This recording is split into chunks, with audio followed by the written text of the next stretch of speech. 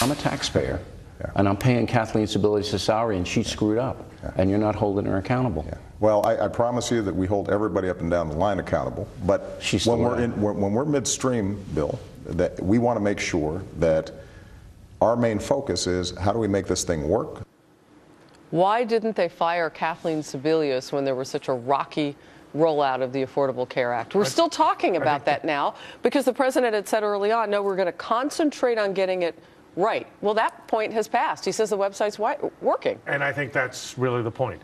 The president has not and did not today concede any real errors or problems, said things are working. And why do you fire somebody like Secretary Sebelius if things have been resolved? And he poo-pooed the big lie about you can keep your insurance if you like it, which we now know is not true. And he wasn't even apologetic about it. He wasn't apologetic about anything today. Pat, what is this president's legacy likely to be at this point? I mean, a lot can happen in 3 years. Well, we've got 3 more years. We don't know yet. But, you know, I mean, I think that the history, it depends on if the people in the mainstream media are writing the history, it will be one thing. If real historians write it, it may be another. But this president, essentially, that he is gridlocked. He has proposed a program. I think he lives or dies by Obamacare and the disaster going on overseas, which we are about to see. But I think that I thought today's interview was appalling, if you want to know the truth. But it was good for Riley. Wow. Let's talk immigration, because they did. And so did Donald Trump today.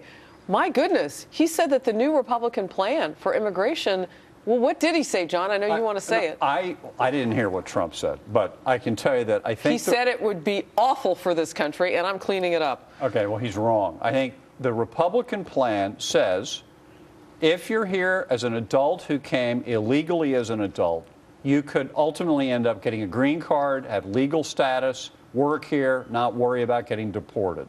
But you can't get citizenship. Now, I think that is a fair proposal because you should not be able to break the law, break your way into America, and get rewarded with citizenship.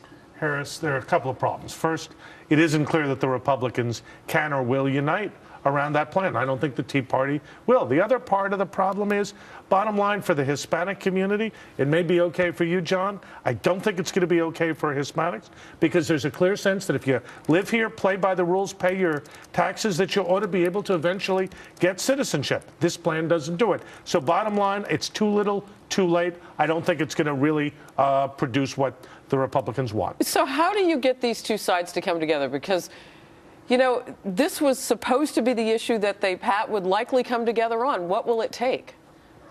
Well, I think there are real problems because I think the goalposts will be kept being moved. The Democrats, you know, want a particular set of objectives with votes, and you know, a lot of big business people want cheap labor. But I have to tell you something. We're dealing with the issue that most voters in the country don't think is important. I agree with Doug to the extent, and somewhat with John, but I agree with Doug to the extent that the Republicans will never satisfy. The question is, why aren't they on an agenda that will work for them, which is economic growth?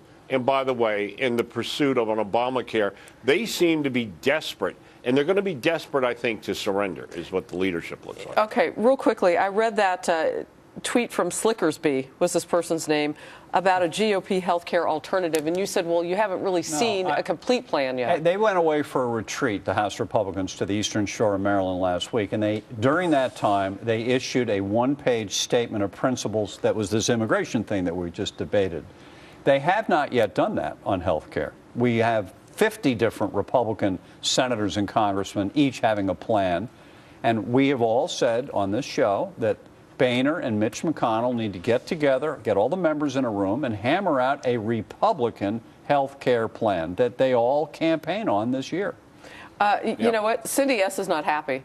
She says the president, in her words, screws up, and it's the Republicans' fault. Really? Is that what you're saying? That's what the president is saying.